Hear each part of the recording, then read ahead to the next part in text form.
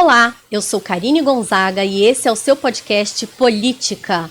Antes de começar a entrevista, eu vou pedir para você se inscrever no canal, deixar o seu like, compartilhar o conteúdo, ativar as notificações e comentar. Bom, a minha entrevistada de hoje é uma mãe pâncreas. A gente vai descobrir o que é isso.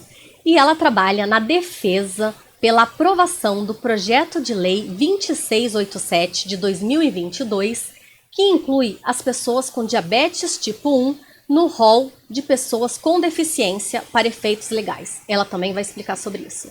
O nome dela é Carolina Torelli. Olá, Carolina, tudo bem? Tudo bom, Karine? Eu agradeço pelo convite. É sempre bom poder explicar um pouquinho do que é ser uma mãe pâncreas e também lutar pela aprovação do PL 2687. Então, eu que agradeço a sua participação. Vamos começar então explicando o que é uma mãe pâncreas. Então, vamos lá. Toda mãe de uma criança com diabetes tipo 1. Já posso falar o que é diabetes tipo 1? Claro, por favor.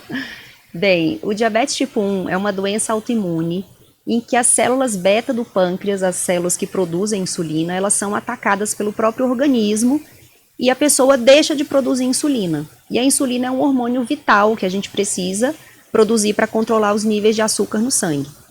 Então, quando se recebe esse diagnóstico, você precisa fazer uso de insulina exógena, por meio de múltiplas injeções. Então, a gente chama carinhosamente de mãe pâncreas, porque a gente está fazendo o papel do pâncreas dos nossos filhos, tendo que aplicar insulina neles. Carol, e qual que é a diferença do diabetes tipo 1 para o diabetes tipo 2? Então, todos os diabetes, eles se caracterizam pelo excesso de sangue, pelo excesso de açúcar no sangue. No diabetes tipo 1, a questão é autoimune, né? Onde há destruição das células beta do pâncreas e a pessoa deixa de produzir insulina. No diabetes tipo 2, há uma resistência à insulina ao longo da vida. É uma questão de hábitos alimentares também, de estilo de vida. O pâncreas, ele acaba tendo que produzir muita insulina ao longo da vida e chega um momento que ele falha, digamos assim. Então, aquela produção de insulina, ela pode ser insuficiente ou até mesmo parar de produzir. E aí a pessoa passa a ter que também usar insulina. Então, basicamente é isso. O diabetes tipo 2, ele está relacionado muito ao estilo de vida e o diabetes tipo 1 é uma doença autoimune, que acontece, ela é diagnosticada geralmente na infância, então ela não tem a ver com hábitos alimentares. Isso é uma questão até que eu gosto de frisar, porque muitos pais, né, muitas mães se sentem culpados quando recebem um diagnóstico. E pensam o que eu fiz de errado, ou algumas pessoas podem julgar eventualmente, dizendo, você deu muito doce para o seu filho, por isso que ele recebeu esse diagnóstico. Então, para deixar claro que o diabetes tipo 1 não tem a ver com hábitos alimentares. É uma doença autoimune que a gente não sabe explicar ainda exatamente o porquê dela aparecer em qualquer pessoa. E o diabetes tipo 2, como você falou, está ligado ao estilo de vida. Então, por isso que ela aparece quando a pessoa já está adulta, não é isso? Exato. Já está mais velha, digamos assim? Exatamente. Ali por volta ali dos 40 anos... né, a pessoa já passou muito tempo comendo muita besteira e pode ser que ela abra esse quadro que começa com uma resistência à insulina e ela vai evoluindo para o diabetes tipo 2. Carol, o projeto de lei 2687 de 2022, que vocês estão na defesa pela aprovação, ela, como eu falei no início, ela inclui as pessoas com diabetes tipo 1 no rol de pessoas com deficiência, né, para efeitos legais. O que quer dizer isso? Então, vamos lá. O diabetes tipo 1, por que a gente entende que ele é uma deficiência? Ele é uma deficiência metabólica. Existem vários tipos de deficiência, né? A gente não pode pensar que é só algo que a gente consegue enxergar. Então, o diabetes tipo 1, você tem uma deficiência metabólica importante. Repito, sem insulina a pessoa ela morre. Então, todos nós precisamos de insulina. Então, é uma deficiência importante em que exige da pessoa que tem o diabetes tipo 1 uma série de decisões ao longo do dia, até mesmo para tomar atitudes simples, triviais do dia a dia. Como, por exemplo, se alimentar. Tem algo mais básico do que se alimentar? Então, só para fazer uma contextualização. Quando você vai se alimentar, uma pessoa que não tem diabetes, quando você começa a colocar comida na boca, o seu pâncreas, ele manda uma dose de insulina para a corrente sanguínea e aqueles carboidratos que você ingeriu, vai haver um receptor e aquilo ali vai entrar na sua célula, porque a célula precisa de glicose para ter energia. Quando a pessoa não tem insulina, aquele açúcar fica circulando na corrente sanguínea e a pessoa não consegue ter energia. Digamos assim, a energia não entra na célula. E aquilo ali, aqueles níveis de açúcar muito altos, eles são tóxicos para o organismo. Então, sem insulina a pessoa morre. Mas a questão não é só a insulina, né? O injetar a insulina, o furar os dedos. É justamente esse esforço extra que quem tem diabetes precisa fazer. Por exemplo, se eu tivesse diabetes tipo 1 e estivesse aqui no podcast, eu teria que estar verificando os meus níveis de glicose. Porque quem faz uso de insulina pode ter hipoglicemias. A glicemia, se estiver muito alta, a longo prazo, traz consequências que são as complicações conhecidas do diabetes, como cegueira, doença renal, então uma série de doenças vasculares, quando a glicemia fica muito tempo alta. E quando ela fica baixa, você pode ter uma hipoglicemia, que também é um quadro grave. Se você entra numa hipoglicemia severa, você pode entrar em coma, desmaiar e até falecer. Então você tem que estar ligado nisso o tempo inteiro. Enquanto a gente está conversando aqui, por exemplo, eu já avisei o meu marido para ele ficar em alerta. A gente tem um grupo de WhatsApp com a escola. Então lá na escola tem uma pessoa que fica verificando a glicose do Rafa e ela entra em contato com a gente. Se tiver fora ali, se estiver muito baixa, ela já dá uma balinha para ele. E se estiver muito alta, ela entra em contato e eu peço para ele mesmo aplicar a insulina, porque ele já se aplica. Vamos explicar então. Você tem um filho, o Rafael, que é diabético tipo 1, que tem diabetes tipo 1. Isso. Como é que é a sua rotina com ele? Quantos anos ele tem? Então vamos lá. A rotina de uma família que tem diabetes tipo 1 é basicamente assim. Quando a gente acorda de manhã, já tem que aplicar a insulina basal. Porque a gente tem 2 tipos de insulina. A insulina basal, que é aquela insulina que, por exemplo, eu e você, a gente fica produzindo ao longo do dia em pequenas doses, para a gente se movimentar, para a gente... Então, é uma insulina que fica ali baixinha, então eu preciso aplicar essa insulina. E também a insulina que a gente chama bolos, que tudo que você vai comer, você tem que contar carboidratos, porque o carboidrato ele é o macronutriente que mais impacta na glicemia. Então, a gente acaba contando principalmente ele. Então, suponhamos, o café da manhã dele vai ter 25 gramas de carboidrato. Aí eu vou fazer uma conta, vou aplicar uma quantidade de insulina rápida para ele comer aquele café da manhã. E a gente tem que aplicar com antecedência, porque a insulina demora um tempinho para ser absorvida, entendeu? Então, ali você já tem que calcular aquilo. Então, ele acorda, eu já aplico essas 2 insulinas. Enquanto eu vou preparar o café, lhe dou uma enroladinha para dar esse tempo, aí ele come, e depois de comer a gente tem que ficar conferindo, porque assim, nem sempre é um casamento perfeito. Quando a gente aplica insulina, às vezes uma parte não vai ser absorvida, às vezes aquela comida ali não vai ter 25, vai ter 29, então é tudo estimado. E a dieta tem que ser restrita de carboidratos. Tem que ter um mínimo. Até bom que você entrou nesse tema, assim, é um tema meio polêmico no meio do diabetes. Você pode optar por uma estratégia mais low carb, que é o nosso caso, mas você pode optar também em fazer uma dieta com mais carboidrato e contar esse carboidrato. Tá. Eu, sem dúvida, eu acho que diminuir pelo menos um pouco os carboidratos, principalmente de industrializados, faz bem para todo mundo. Para quem tem diabetes, facilita muito a rotina, porque você tem menos variações.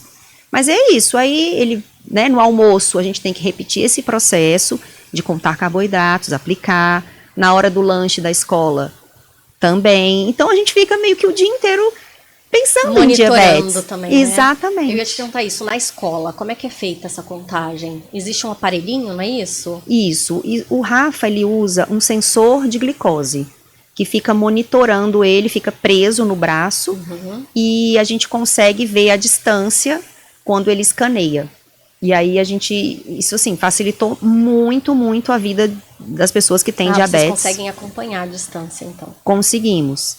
E isso ele não precisa ficar furando tanto os dedinhos, né? A gente consegue ter essa monitoração, monitoramento. A gente consegue ter esse monitoramento praticamente em tempo real. Então, essa tecnologia ela é incrível e a gente luta por ela também, tá? É uma luta nossa, das pessoas com diabetes tipo 1, para que esse sensor ele seja distribuído pelo SUS, pelas secretarias de saúde. Já existe um programa no DF de fornecimento desse sensor, e o DF foi um dos pioneiros. Olha, que maravilha. A ter esse programa, é muito legal, e vários estados estão replicando isso. Então é uma iniciativa muito interessante, porque o diabetes tipo 1, ele é uma doença cara, digamos assim.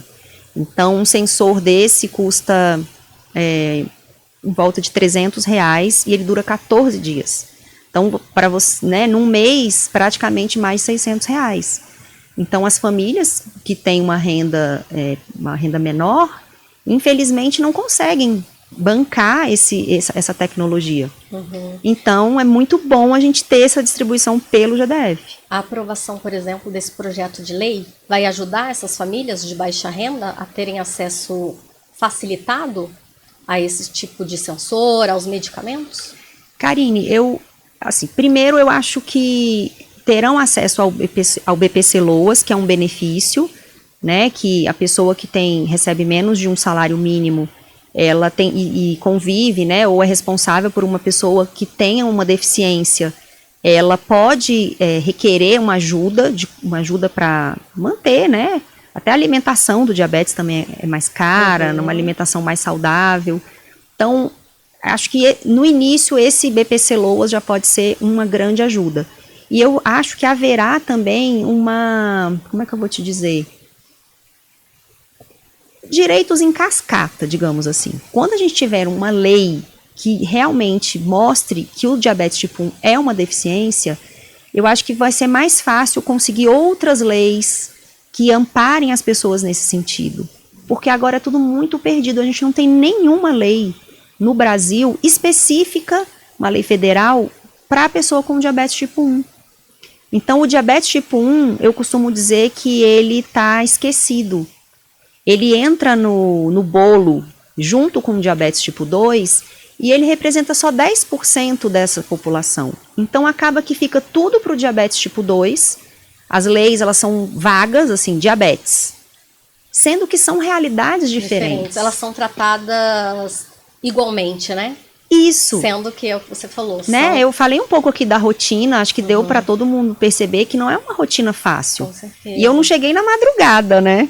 Isso, que eu ia te perguntar. Por que a gente... O sensor funciona pela madrugada? Funciona. Você fica acordando... Acabou de ser lançado no Brasil a segunda versão desse sensor, que também é um momento muito feliz assim, para a nossa comunidade, que esse novo sensor, que é o Freestyle Libre 2 Plus, ele envia automaticamente as glicoses. As medições. Sem você precisar escanear. Esse que o Rafa ainda está usando, eu preciso escanear. Então, alguém tem que tomar uma atitude. Nesse outro, não. Basta ter uma conexão ali via Bluetooth, e aí a medição vai para o meu celular, ou do pai, ou de qualquer cuidador. E também há a possibilidade de colocar alarmes. Então, por exemplo, por que eu digo que a gente tem que acordar de madrugada? Eu preciso saber se está alta ou se está baixa. Se tiver alta, eu tenho que aplicar insulina. Aí eu aplico com ele dormindo, ele nem vê. A gente vai lá, aplica uma dose de insulina, um pouquinho, para ele a glicemia não subir. Porque 3 horas da manhã, geralmente, Karine, a gente tem um pico ali de GH, um pico hormonal. E a insulina é um hormônio também. Então, assim, naquela dança dos hormônios, a gente precisa ir ali e colocar um pouquinho de insulina. E se tiver baixa, que é aí o maior medo dos pais, é a glicemia estar baixa e a criança dormindo desmaiar. Sim. E infelizmente, não é raro acontecer da criança falecer. Então, assim, é um perigo, a gente fica com muito medo. E aí, se ele tiver com a glicemia baixa, a gente dá um mel, ou então uma balinha, um pouquinho de suco, alguma coisa. Então ali você tem que, inclusive de madrugada, pensar. Então você tem essa rotina de madrugada, de acordar. Você reveza com seu marido? Na verdade, o meu marido, ele é o guardião da madrugada. Eu brinco com isso. Bacana. E acaba que ele fica com a madrugada e eu acordo mais cedo, eu já assumo pela manhã. Então a gente tem esses turnos. Existe algum preconceito na escola? Você já passou por isso? De não aceitarem o Rafael por ter diabetes tipo 1? Olha, Karine, graças a Deus eu nunca passei por essa situação ainda e espero não passar. Mas também não é algo incomum. Porque as escolas não estão preparadas para receber alunos. As escolas não estão preparadas. Essa é mais uma luta, né, do Instituto Diabetes Brasil. Eu não sei se eu falei, mas eu sou voluntária do Instituto Diabetes Brasil, que vem fazendo um trabalho de políticas públicas, né, em favor das pessoas com diabetes tipo 1. E justamente... Me perdi de novo. As escolas. Sim, e justamente tem esse preconceito de aceitarem alunos com diabetes tipo 1 ou não. E justamente esse é um dos temas da gente levar para as escolas essa conscientização. Primeiro, ensinar as escolas a receber o aluno com diabetes tipo 1. Muitas escolas não sabem, muitas não querem. E então esse é um ponto que eu acho muito importante, e aí o PL 2687 também vai ser muito bom para as famílias, porque você vai chegar na escola mais forte, digamos assim. Porque ele é inclusivo, né? Isso, exatamente. Hoje em dia muitos ficam disfarçando, não, a gente é inclusivo, mas a gente não vai medir seu filho, entende? Eu até brinco, eu falo... Gente, se você negar para uma criança que um adulto, né, por exemplo, uma criança até uns 6, 7, 8 anos, ela não vai ter a autonomia de ficar brincando e pensando que ela tem que medir a glicemia. Isso é um trabalho para um adulto. Então, se não tiver um adulto que faça isso pelo seu filho, você está negando o direito dele a estudar. Para mim é uma discriminação, porque é uma deficiência que precisa ser acolhida pela escola. Muitas mães largam os empregos, Karine, muitas, porque precisam ir diariamente nas escolas, aferir a glicemia do filho e aplicar insulina para a criança para poder lanchar. Então, assim... É uma rotina que quem não passa por isso não conhece. Não entende, né? Não entende. Então, na escola do Rafa, graças a Deus, ele nunca sofreu nenhum tipo de preconceito. A escola foi muito receptiva, abriu as portas, eu fui até a escola, conversei com a equipe, levei planilha, levei cartilha, expliquei, a gente tem um esquema, né, do que fazer em determinados casos. Então, eu tive essa sorte. Mas eu falo que a gente não pode contar com a sorte quando a gente está falando da vida de uma criança. A gente precisa de informação e conhecimento. Né? E uma lei que nos ampare, uma lei que dê força para essas mães. Isso acontece não só em escola particular, mas em as escolas públicas. Tem casos de crianças que estão sem estudar, porque a escola não quer receber, não quer ter essa responsabilidade de aplicar insulina, de aferir glicemia. Então, e aí, como é que ficam essas crianças? Como é que ficam essas famílias? E as mães que perdem seus empregos? Se tivessem esse apoio na escola, elas não precisariam largar o emprego. Carol, você criou um Instagram, né? Você tem 49 mil seguidores, quase 35 mil seguidores, para você explicar o que é o diabetes tipo 1, né? Contar essa rotina e para defender os direitos também das crianças com diabetes tipo 1. Me conta um pouco como começou esse trabalho. Quando o Rafa foi diagnosticado, a gente ficou internado 5 dias na UTI e 5 dias no quarto. E ali eu já comecei a pesquisar o que era, e aí eu tive a ideia de criar um perfil para compartilhar o que eu vinha descobrindo, para trocar ideia, para conhecer mais. Então, assim nasceu o Meu Doce Rafael. A gente costuma chamar as crianças que têm diabetes de docinho. E aí, por isso que é Meu Doce Rafael. E ali, eu comecei, ali para mim, Karine, é uma espécie também de diário, uma espécie de... ali tem muita troca, eu tenho muito carinho pelo Meu Doce Rafael, porque eu conheci muita gente, eu já tive contato com mães, assim, do mundo todo, E é muito bom se sentir pertencido. Então, esse é o maior retorno assim, que eu recebo das famílias, por eu ter ali dado uma mão naquele momento do diagnóstico. O próprio Rafa, as pessoas veem, as famílias que recebem o diagnóstico, veem ali aquela alegria dele, veem que é uma criança saudável. Isso, por si só, já ajuda muita gente. Então, o Instagram é uma maneira assim, que eu achei de me conectar e de usar esse espaço, por que não, para também falar sobre política, porque muitas pessoas, eu percebo, não querem se envolver, ou acham que política não é comigo, mas se não for a gente lutando, tentando melhorar a situação de todos, porque com políticas públicas, você consegue alcançar todo mundo. E essa é a grande questão da gente mexer sim com política, lutar, ir lá no Senado, na Câmara, bater na porta dos gabinetes, explicar para os senadores, para os deputados o que é diabetes tipo 1, o que está acontecendo. Então a gente descobriu que era tudo muito perdido, ninguém sabe direito o que é diabetes tipo 1. A sua luta, ela não é solitária, mas é uma luta difícil, né?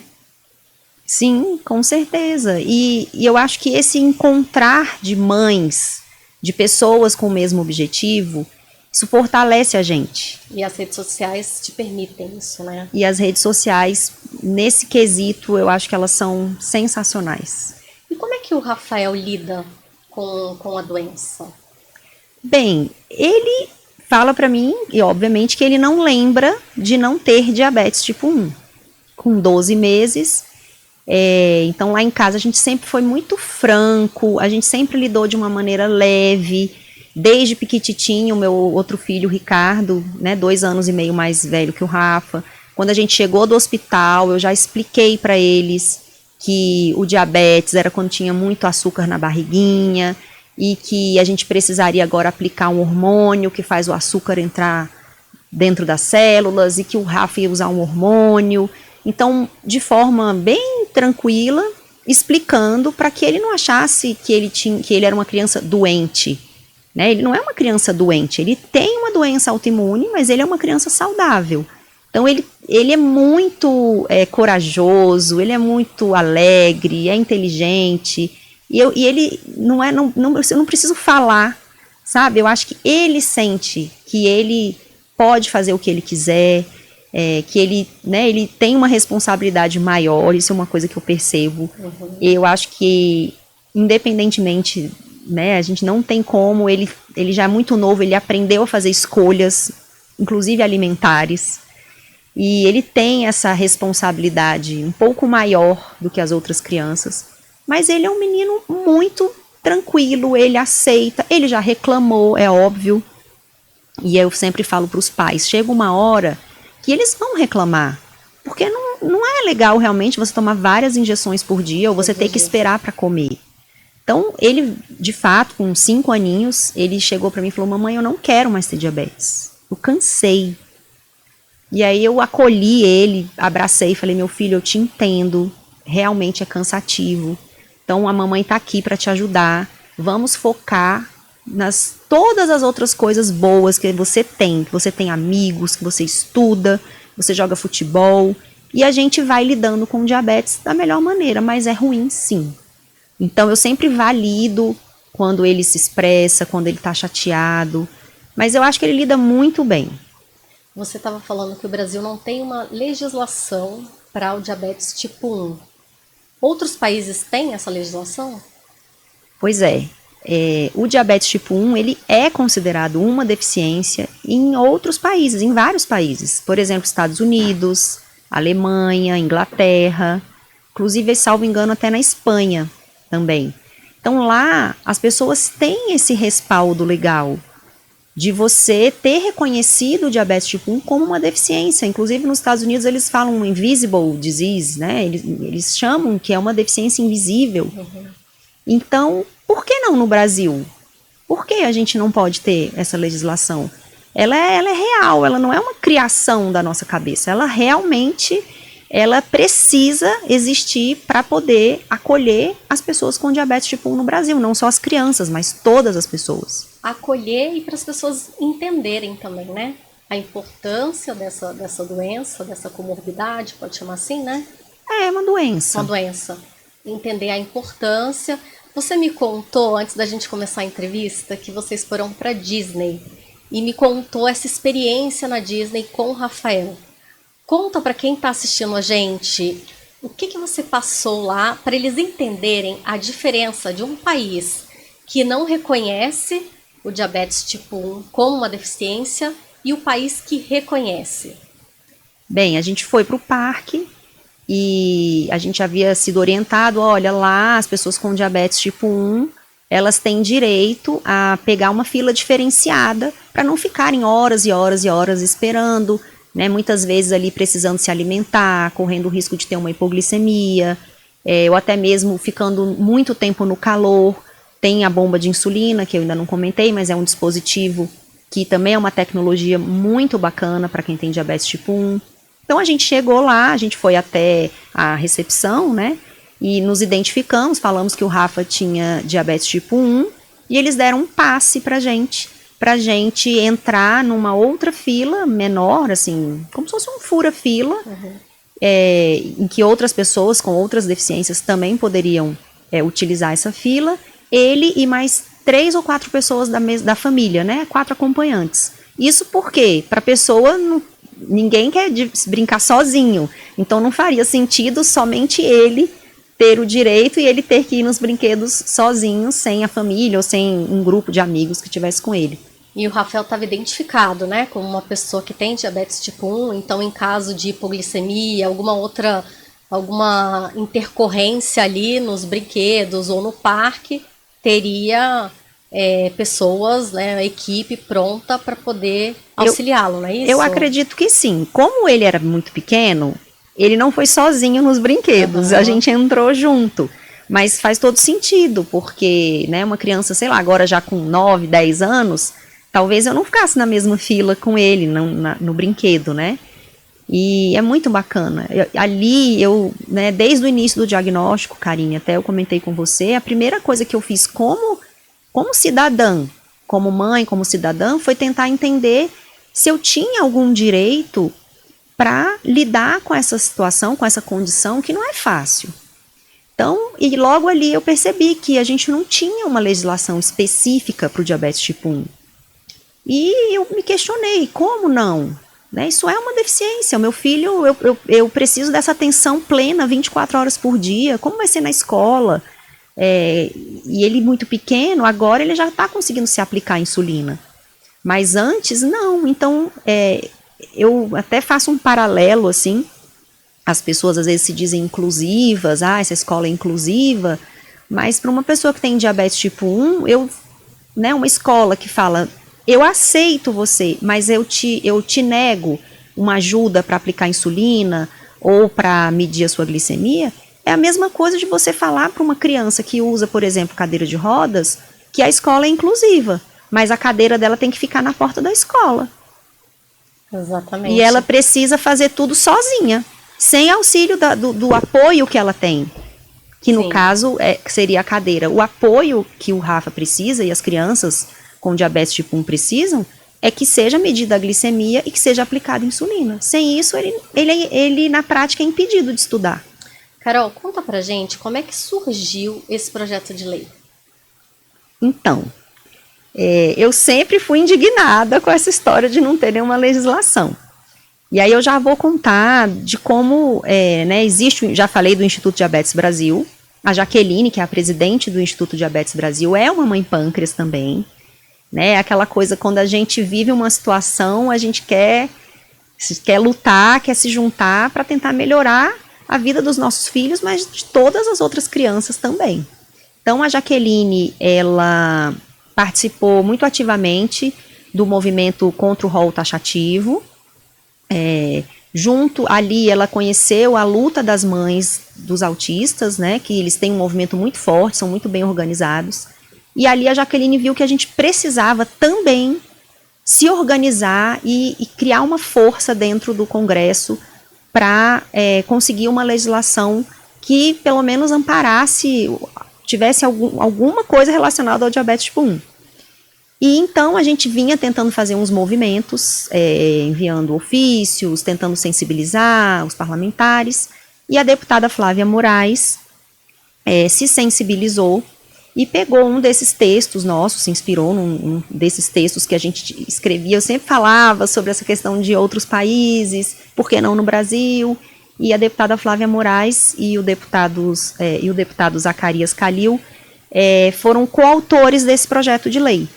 Ou seja, vocês levaram a sugestão de projeto de lei para eles. E eles viram abraçaram que fazia a causa. todo sentido. E eles são muito sensíveis, são da área da saúde, e eles abraçaram essa causa. E aí, Karine, um detalhe.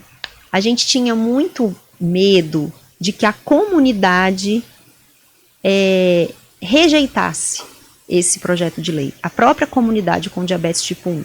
Por quê? Para você ver... Porque as pessoas têm muito preconceito com a palavra deficiência. Entende? Uhum. Então, e muitas pessoas poderiam se prender a esse nome e as pessoas confundem deficiência com incapacidade. São coisas distintas. Então, quando a deputada propôs e a gente começou a levar isso para a comunidade, houve ali um debate, algumas pessoas não gostaram. Por que acontece? A gente luta muito no diabetes para dizer assim, eu tenho diabetes, mas eu posso tudo. No sentido de que eu luto, um diabetes bem controlado, eu consigo tudo.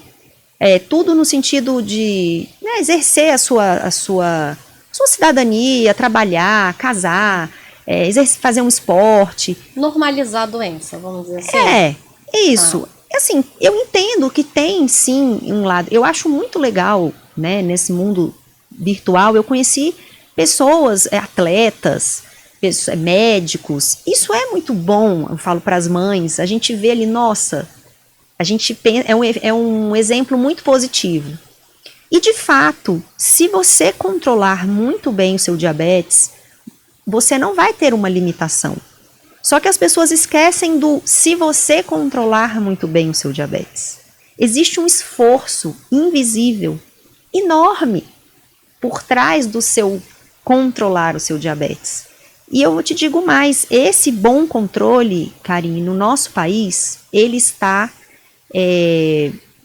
como é que eu vou te dizer, direcionado, digamos assim, para as pessoas que têm uma alta renda. E informação, né? Informação, educação em diabetes, informação e acesso ao tratamento. Então, no Brasil, o panorama, ele está totalmente do bom controle. Então, vamos falar do controle adequado. A gente fala um controle adequado, parece que é muito simples, né? Mas só ter o controle adequado é muito esforço. Então, a população de mais baixa renda, infelizmente, não consegue, tem uma redução de expectativa de vida de 25 anos. Muita coisa. É muita coisa. As regiões Nordeste e Norte, você tem estudos aqui mesmo no Brasil, a criança com 6 anos de idade com catarata que não é a mesma do idoso, sim. Mas um outro tipo de catarata, jovens com 15, 16 anos, cegos, fazendo diálise. Essa é a realidade do Brasil. Não é a minha realidade, Ana Carolina. Não é a realidade do Instagram. Eu falo muito isso. Aqui no Instagram, gente, a gente está numa ilha. A realidade, quando você começa a fazer um trabalho mais social, por exemplo, no Instituto Diabetes Brasil, que você descobre que tem pessoas que não têm geladeira para guardar insulina. Carol, o que eu achei interessante e importante é que você e a Jaqueline, a presidente do Instituto Diabetes, né? Instituto Diabetes Brasil, correram atrás. Por quê? Porque as pessoas, elas acabam esperando que o poder público, enfim, faça algo, né? A gente espera muito do nosso legislativo, que os deputados, que os senadores façam as propostas, as proposições, e a gente está ali, escutando, vendo, criticando, e vocês, na verdade, colocaram a mão na massa. Vocês provaram que é possível ter uma causa e lutar por ela, de uma maneira que tenha um efeito prático, né? Um resultado. Ou seja, vocês elaboraram essa política pública, pensaram, levaram como sugestão para 2 deputados, né? Uma deputada e um deputado, que abraçaram essa causa e fizeram um projeto de lei. E só para explicar para as pessoas que estão escutando a gente ou assistindo a gente, o projeto de lei 2687 de 2022, ele já foi aprovado na Câmara dos Deputados, ele passou por comissões permanentes e agora ele está no Senado Federal, dependendo da aprovação. E a nossa luta aqui, por que eu trouxe a Carol Torelli para falar do projeto? É justamente para pedir o apoio da população e o apoio dos senadores na aprovação desse projeto. Não é isso, Carol? Isso, exatamente. A gente está na reta final, Karine. Lá no Senado, ele sendo aprovado na CAS, na Comissão de Assuntos Sociais, ele segue para sanção. Ele não vai passar em outras comissões. Então, a gente está muito próximo. Nossa, eu até me emociono, porque vai ser uma conquista muito grande, sabe? Vai ser um momento histórico, assim, uma virada mesmo para as pessoas que têm diabetes tipo 1. Não é uma luta fácil e, se Deus quiser, a gente vai conseguir essa aprovação. Aí você vai divulgar aqui essa notícia maravilhosa, certeza, Carol, que vai ajudar realmente uma população que precisa. E como você falou, muitas vezes o legislativo ele nem sabe, é o que a gente ia de todas as necessidades, de porta em porta, as pessoas nem sabiam que era diabetes tipo 1. Então a gente começou a mostrar a cara do diabetes. Eu falo que a gente está tirando o diabetes tipo 1 da invisibilidade, está mostrando que ele existe, que ele é invisível mesmo. Você não consegue olhar para o Rafa e dizer que ele tem diabetes tipo 1. Você não consegue. Mas ninguém vê tudo que eu faço, tudo que ele faz para estar bem. Por exemplo, uma criança que vai fazer uma prova, ou um adulto mesmo que vai fazer um concurso público, ele vai chegar lá na prova, ele não vai só pensar que ele tem que fazer a prova. Ele tem que checar no meio do caminho se a glicemia dele está alta, está baixa. Se ele tiver uma hipoglicemia, ele vai perder a capacidade de raciocínio, ele vai precisar comer alguma glicose, vai demorar ali uns 30 minutos para ele voltar a raciocinar, como eu e você. Ele já perdeu ali aquele raciocínio.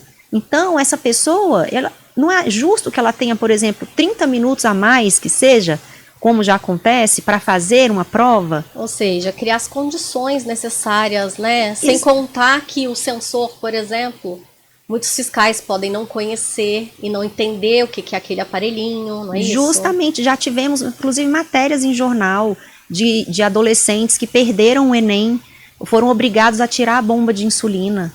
Gente, se obrigar uma pessoa com diabetes tipo 1 a tirar a bomba de insulina dela, você está tirando a vida dela. Porque quem usa bomba de insulina, a insulina basal, aquela que eu falei que eu aplico no Rafa e dura o dia inteiro, quem usa a bomba, ela fica jogando, imitando melhor um pâncreas. Se você tirar, a pessoa ficar 4, 5 horas sem a bomba de insulina, a glicemia dela vai lá para as alturas. Então você pode estar botando a vida daquela pessoa em risco, e já aconteceu. E o que acontece? Sai da prova. Então são detalhes, de fato, eu não acho que seja uma maldade coletiva, é realmente falta de conhecimento. Eu só conheci o diabetes tipo 1 depois que eu vivi na pele. Então eu entendo que as pessoas, elas não entendam direito o que é isso.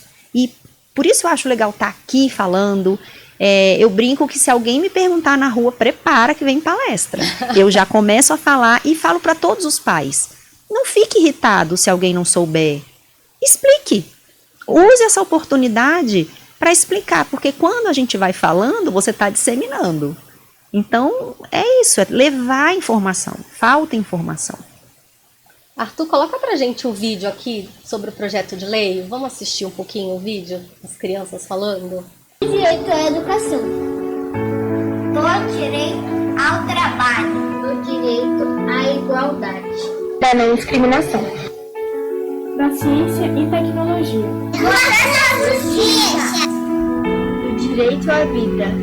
Aprova PL 2687. Aprova PL 2687. Aprova o PL 2687. prova PL 2687. Vamos juntos escrever uma nova história. Senador Humberto Costa, nosso futuro depende do Senhor. Nada melhor do que as crianças para sensibilizarem a gente, né? Com certeza. E essas crianças, Karine, são muito guerreiras. Não tenho dúvida. São muito, assim. A gente adulto aprende muito com eles. Aprende a ter resiliência, aprende a ter disciplina, sabe? Então, e essas crianças se tornarão adultas e a gente espera que todas elas consigam chegar à fase adulta e com saúde. Esse também é um dos grandes objetivos do PL, porque não faz sentido só algumas crianças conseguirem chegar à vida adulta com saúde, só as que têm acesso. Por que não esse acesso ser ampliado? E falando aqui, até mesmo a gente fala em políticas públicas, claro que tem a questão de orçamento, né? A gente não é lunático de achar que tem que ser tudo. É uma população mínima, é pouca gente, é 10% da população que tem diabetes. Então não é muita gente, e não é todo mundo, por exemplo, que usa bomba de insulina, isso é tudo muito individualizado. O Rafa não usa bomba de insulina, ele usa canetas. Isso é uma questão médica, sabe? Não dá para você colocar todo mundo no mesmo bolo. Mas a pessoa tem que ter direito. Na Inglaterra, por exemplo, o nosso SUS é inspirado no SUS da Inglaterra. E lá é assim, quando a criança é diagnosticada, ela recebe esse apoio psicológico, até mesmo, né, da parte da medicina, e aí ele já sai do hospital ou com a bomba de insulina, se for indicação, ou com o sensor. Então, seria assim, um paraíso, entende? Sim. Esse laudo é muito difícil? Esse laudo que detecta, diagnostica a doença? Ah, não, o diagnóstico é muito simples. Então, eu vou até falar sobre o diagnóstico, porque acho que é uma informação assim, de utilidade pública. Claro. Porque são sintomas simples, muitas vezes confundidos com virose, até mesmo pelos profissionais de saúde. Não é incomum você ver mãe que foi 1, 2, 3 vezes no PS e voltou para casa, seu filho tem virose. E logo em seguida abriu o quadro de diabetes tipo 1. Excesso de sede. Criança estiver bebendo muita água, mas é muita mesmo. Xixi, fazendo muito xixi, porque o organismo fica tentando eliminar pela urina o excesso de glicose. Inclusive tem, né, a gente fala no interior, mas às vezes na cidade ainda tem também, formiga no vaso sanitário. Porque o xixi é tão doce que atrai as formigas. Isso é um sintoma, isso é um indício bem clássico. Então, sede, vontade de fazer xixi, às vezes a criança volta a fazer xixi na cama, porque como são muitas vezes, a criança não consegue controlar. Sim. Cansaço, um emagrecimento muito súbito.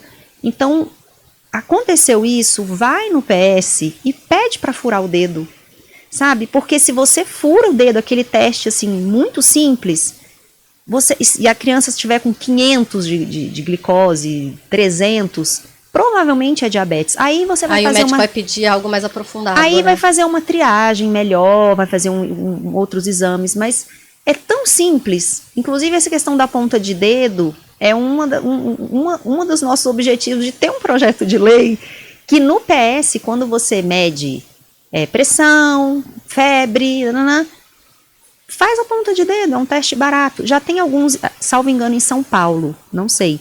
Mas já existem algumas leis estaduais nesse sentido. Que exigem de incluir na triagem. Que é um exame muito simples, muito barato e que salva a vida. Porque quando a criança, eu falo criança, mas toda pessoa que está entrando no quadro, né, que vai diagnosticar com diabetes tipo 1, tem essa condição que chama cetoacidose. E ela é muito perigosa. O corpo vai ficando, o sangue vai ficando ácido, e ali, geralmente, a criança pode desmaiar, pode entrar em coma, e aí isso já é traumático. Carol, você é nutricionista e fez um e-book da mini lancheira saudável, não é isso? Isso. Conta pra gente um pouquinho, mostra aí esse e-book que você criou. Pode mostrar pra cá. Aqui. É o mini guia da lancheira low carb. Que não é só para crianças com diabetes. Não. É para crianças em geral, né? Terem uma vida, uma alimentação saudável. Para os adultos Isso também. isso que eu falo agora, serve pra gente também. Tem muito adulto que faz os lanchinhos. Por que ele é um guia de lancheira low carb? A estratégia de mandar um lanche low carb para a escola ajuda muito para aquelas pessoas que não conseguem aplicar insulina na escola. Por exemplo, durante muito tempo, o Rafa não aplicava insulina na hora do lanche, porque eu fazia esse lanche low carb, na escola do Rafa, apesar deles terem sido muito atenciosos e tudo, lá não tinha nenhum profissional que pudesse aplicar insulina no Rafa. Então, como que eu me virei, digamos assim? Eu mandava esse lanche bem low carb para ele, porque aí ficava abaixo daquela quantidade de carboidratos necessária para eu já ter que aplicar insulina, e deu super certo. Então, muitas mães usam essa estratégia de, na hora do lanche da escola, manda um lanchinho com uma quantidade reduzida de carboidrato, ou não aplica insulina, ou se aplica não é uma dose muito alta, então você fica mais tranquilo, digamos assim. Então, como é que nasceu o e-book? Logo depois do diagnóstico, eu conheci a estratégia low carb e comecei a pesquisar e a testar receitas. Tem muitas receitas lá no meu perfil. Eu vou fazer e depois vou te contar se deu certo. E de tantas pessoas... São fáceis? São. Eu não gosto de receita difícil, até porque não tenho tempo. Então, muita gente pedia para eu fazer um e-book e tudo. E aí, quando eu fiz esse e-book, aí agora vem um link com o Instituto. O meu objetivo, de fato, era compartilhar com as outras mães, né? Aquela coisa, a gente descobre um negócio legal, a gente quer passar para frente. Sim. Mas aí eu tive uma ideia. Falei, eu vou ajudar o Instituto Diabetes Brasil com a renda do livro. Então, assim, eu tenho feito já. O livro de 2019, então, toda a renda desse e-book, ela vai para o Instituto Diabetes Brasil. E, assim, o Instituto, ele começou muito pequenininho, sabe? E por muitas vezes a Jaqueline me fala, né, já me falou, que era a renda do livro que conseguia pagar as contas, que conseguia pagar o aluguel, a energia. Então, é uma iniciativa que eu, como mãe, naquela época, falei, quero ajudar, de alguma forma. Ajudar o Instituto, justamente porque eu sempre acreditei que o Instituto, um instituto, no caso, ele pudesse ser a nossa voz. Porque, às vezes, você sozinho, você não consegue muita coisa, mas você ali, como uma instituição, você consegue levar essa voz. Então, o e-book, pessoal, quem comprar, saiba que está ajudando a nossa causa, o Instituto Diabetes Brasil, e também vai levar um monte de receitinha saudável, low carb e fácil de fazer. E o e-book está disponível no Instagram Doce Rafael, não é isso? Tem o link lá para comprar. Tem o link lá na bio, é só clicar, e aí tem o link para compra do e-book. Gente, custa R$30 apenas. E o efeito, né? Além de você estar fazendo receitinhas saudáveis, você está ajudando o Instituto Diabetes Brasil. Carol, para a gente finalizar, eu sempre peço para minha convidada deixar como sugestão um livro que toda mulher precisa ler, ou se você quiser sugerir um filme, um documentário, pode ser relacionado a diabetes, ao trabalho que vocês fazem, ou pode, enfim, do seu gosto. Eita, olha, eu tenho um probleminha de amnésia.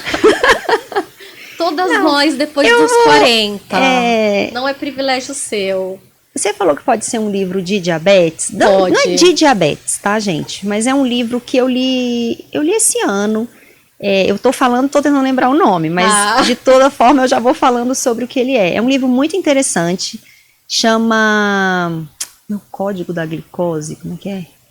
A Revolução da Glicose, acho que é isso, né? Na edição você, por favor, depois a gente pesquisa e coloca aí embaixo. Mas é um livro muito interessante, que é para todo mundo, que é resumidamente mostrando o porquê dos picos de glicose no sangue não fazerem bem para ninguém, inclusive para quem não tem diabetes. Porque eu não sei se todo mundo sabe, mas a nossa glicemia, ela funciona assim também, ela fica subindo e descendo, não é reta, a depender do que a gente come. Claro que o nosso pâncreas é espertinho, quem não tem diabetes, o pâncreas é espertinho e vai lá e faz o serviço. Mas a gente também pode sofrer das consequências ruins dos picos de glicemia. Às vezes até uma névoa mental quando você come uma coisa muito doce, ou então você come algo ali também muito doce, você percebe que daqui a um tempo você está mais cansado. Para a própria mente, a mente ela não gosta desses picos de glicemia.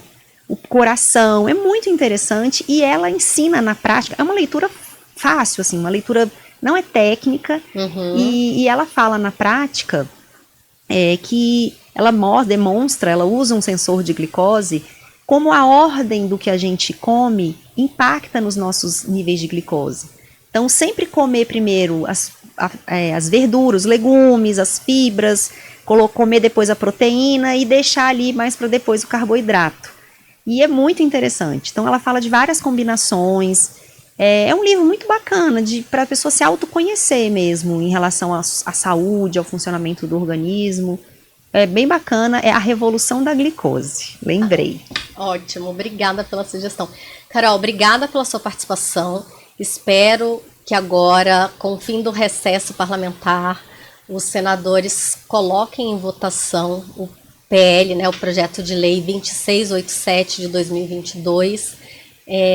Conta com o nosso apoio e boa sorte para você e para a Jaqueline do Instituto Diabetes Brasil nesse processo, nessa longa caminhada. Obrigada, Karine. Eu vou aproveitar, já vou convocar o povo. Pessoal, olha só, estamos na reta final. Em meados de agosto, a gente ainda não tem a data, vai acontecer uma audiência pública e essa audiência ela vai ser decisiva para a nossa causa. Então eu peço para você que é de Brasília, separe esse dia, a gente vai avisar, veste a camisa azul, vamos para lá, a nossa pressão faz diferença naquele momento, ali está no corpo a corpo. Então vamos lá mostrar a força das mães pâncreas, das famílias pâncreas.